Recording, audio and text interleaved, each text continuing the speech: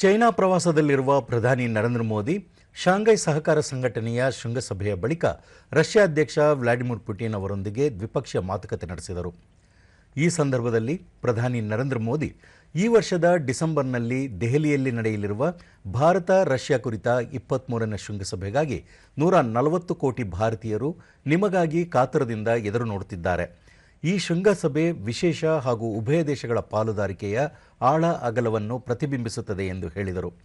ಭಾರತ ಹಾಗೂ ರಷ್ಯಾ ಅತ್ಯಂತ ಕಠಿಣ ಸಂದರ್ಭಗಳಲ್ಲಿ ಪರಸ್ಪರ ಸಹಕಾರ ಕೊಟ್ಟು ನಿಂತಿವೆ. ಉಭಯ ದೇಶಗಳ ನಿಕಟ ಸಹಕಾರವು ಎರಡೂ ದೇಶಗಳ ಜನರಿಗೆ ಮಾತ್ರವಲ್ಲದೆ ಜಾಗತಿಕ ಶಾಂತಿ, ಸ್ಥಿರತೆ ಮತ್ತು ಸಮೃದ್ಧಿಗೆ ಪ್ರಮುಖ ಅಂಶವಾಗಿದೆ ಎಂದು ತಿಳಿಸಿದರು. ಉಕ್ರೇನ್ ಸಂಘರ್ಷದ ಕುರಿತು ನಾವು ನಿರಂತರವಾಗಿ ಚರ್ಚಿಸುತ್ತಿದ್ದೇವೆ. ಶಾಂತಿಗಾಗಿ ನಡೆಯುತ್ತಿರುವ ಎಲ್ಲ ಪ್ರಯತ್ನಗಳನ್ನು ಸ್ವಾಗತಿಸುತ್ತೇನೆ.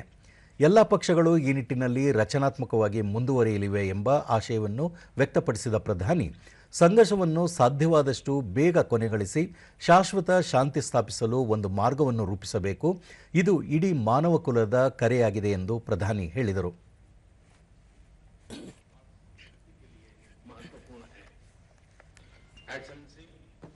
यूक्रेन में चल रहे संघर्ष के विषय में हम लगातार चर्चा करते रहे हैं. हाल में किए गए शांति के सभी प्रयासों का हम स्वागत करते हैं.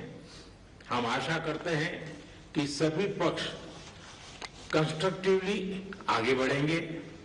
संघर्ष को जल्द से जल्द खत्म करने और स्थायी शांति स्थापित करने का रास्ता खोजना होगा.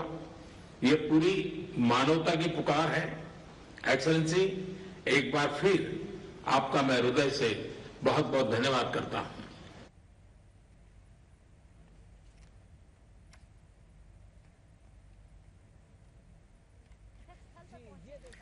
ಇದಕ್ಕೂ ಮುನ್ನ ದ್ವಿಪಕ್ಷೀಯ ಮಾತುಕತೆ ನಡೆಯುವ ಸ್ಥಳಕ್ಕೆ ಪ್ರಧಾನಿ ನರೇಂದ್ರ ಮೋದಿ ಹಾಗೂ ರಷ್ಯಾ ಅಧ್ಯಕ್ಷ ವ್ಲಾಡಿಮಿರ್ ಪುಟಿನ್ ಒಂದೇ ಕಾರಿನಲ್ಲಿ ತೆರಳಿದರು.